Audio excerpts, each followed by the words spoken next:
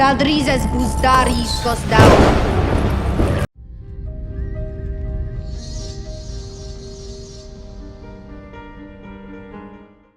The Writers Guild, the WGA, and actors, and pretty much all of Hollywood has been on strike, but that has officially ended as of today.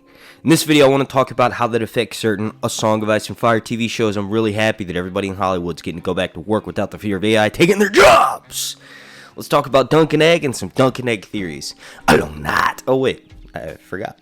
If you enjoy my content, if you enjoy the videos that I make here on YouTube to entertain the masses, please do me a small favor and subscribe to me here on YouTube. That's the number one best thing you could ever do for anybody you're a fan of here on YouTube. Like, not just me. Anybody whose content you enjoy and allows you to escape the daily hassle of life. The best thing you could do is subscribe to their channel. Also, if you want to, slap a like on this video. Like goal is going to be 420. Get it? Okay, so the last news that we got of the Hedge Knight, as a side note, this is really exciting because we know for a fact House of the Dragon has not been delayed by the WGA strike, but there was a fear, at least in the back of my mind, that maybe potentially it would delay the actual release of Season 2, but that's not the case because the strike is resolved and this is extremely exciting. So everything's moving forward as planned. Probably going to get some new Dunk and Egg news in the next couple of weeks, maybe a month or so. But like I was mentioning before, the last news that we had for Dunk and Egg, or that's what we call it as fans, but it's really the Hedge Knight, a Knight of the Seven Kingdoms or whatever. But the last news we had on it was that it was announced, right? Like, we knew that HBO was officially moving forward with a full-out Season 1. We will at least be getting 10 episodes of Dunk and Egg. That was the last news. The writers are working on it, right? They obviously stopped during the strike, but they're going to continue going forward, and we're probably going to have some casting announcements within, I'd say at least, I know this sounds crazy, but at least the next 6 months, right? Casting announcements for House of the Dragon were some of the early things that really hyped the show up, because once everybody found out Paddy Considine was going to be playing Viserys Targaryen, a lot of people got really hyped, myself included. Paddy Considine's an amazing actor. So whoever is going to be announced first is probably going to be Dunk. It's probably going to be the main titular character outside of Egg of this story, right? Sir Duncan the Tall. The big thing that has to, in my opinion, that they have to have with the actor, right, is that he's tall. He has to be physically imposing, because yes, he'll be doing a lot of scenes and screen time with the little kid, but also he's got to tower over almost every single person he encounters. There's very few people that are as tall as Dunk in this story, right?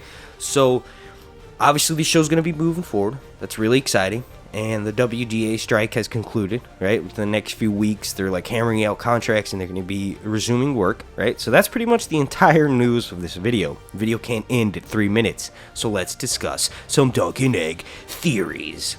My favorite ones, right? So there's obviously several, but the ones that I'm about to mention, in my opinion, are the most believable. So we all know that Rohan Weber is Dunk's love interest, so to speak, even though, that's kind of a leap, right? It's not necessarily his love interest, although Dunk definitely has feelings for Rohan Weber, and Rohan Weber definitely has feelings for Egg, right? They share a kiss at the very end of the book. What's really interesting is that, I'm sure some people know this, but Rohan Weber is actually the grandmother of Tywin freaking Lannister. Rohan Weber, after she marries Eustace Osgrey, ends up marrying a second Lannister son. I think his name was Gerald, right? But eventually, the Lannisters in front of him die, so Lady Rohan has a bunch of children with the Lannister, and one of them is Tytos. Tytos is Lord Tywin's father. So Rohan Weber, right?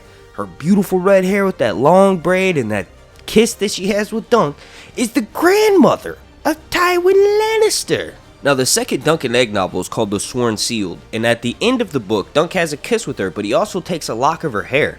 It's kind of like a unrequited love story, so to speak. Like, the two of them can't really be together. Lady Rohan has to marry Eustace Osgrey to protect her castle and keep, because it's going to get taken from her unless she marries due to the contract that her father made before he died.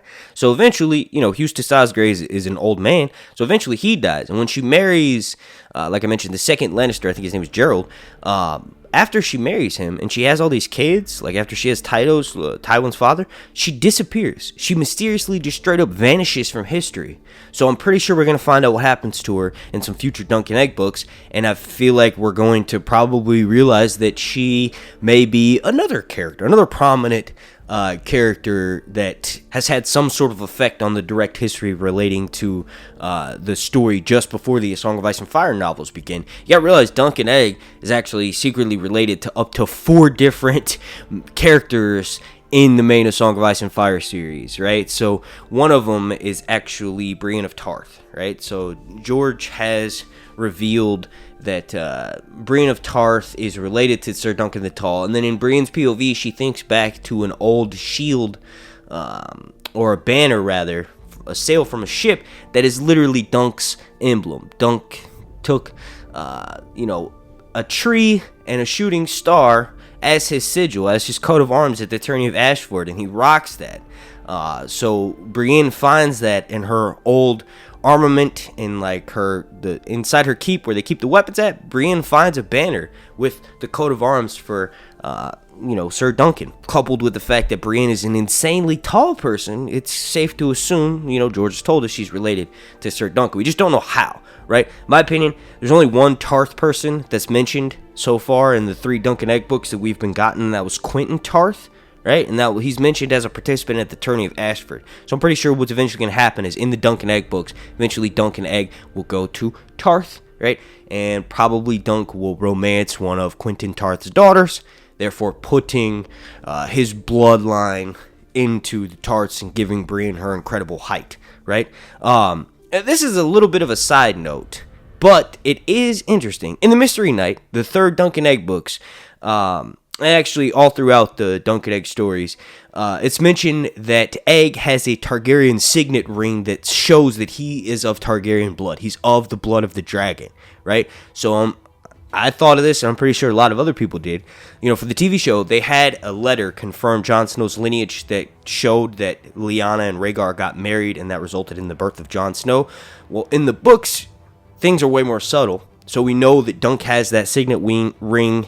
Egg has the signet ring that he uses to have sort of speak with the voice of the king, right? He's of the blood. So Jon Snow, with Targaryens having been given those rings, you would assume Jon Snow would have one as well, right?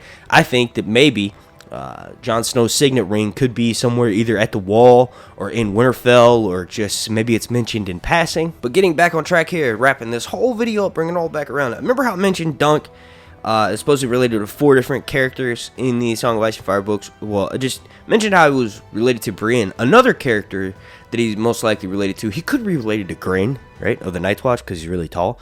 But Hodor, right? George has confirmed that Hodor is related to Breanne of... well, I guess he would technically be related to Breanne of Tarth, but is related to Sir Duncan the Tall. Now, the next Dunk and Egg book that's supposed to be coming out is going to be called The She-Wolves of Winterfell. Dunk and Egg have mentioned going north to Winterfell and seeing the wall several times in the Dunk and Egg books. So we know for a fact, right, that Bran, in his visions, when he's having them unleashed on him, he sees a tall knight towering over a slender lady and kissing her in front of Winterfell's God's Wood. That's very clearly Sir Duncan the Tall. Couple that with the fact that Hodor is related to Duncan the Tall. An old man is mysteriously old and no one really knows her age, and she has an affinity for House Stark history, right? It just makes sense that she's been around for a while, right? Dunk hooked up with her, and eventually his bloodline turned into Hodor. Alright, well, I've been releasing a bunch of content lately, so I didn't want to take up too much of y'all's time. If y'all want more in-depth theory videos, not to fret, I plan on pumping those out as frequently as I've been releasing House of the Dragon leaked videos. Please, consider joining my Patreon. Shout out to every single member of my Dragon Knight tier. They are the executive producers of this video. They are Pebbles83, Breanne Johnson, The North Must Remember, Tyler Schnabel, and Destiny McSqueen Phillips 420. Please consider checking out my Patreon. Thank you for watching if you can't do that. And please slap a like on this video. Like goal is going to be 420. Along not. And we are about to be fully immersed in the Song of Ice and Fire content. Salve Deus,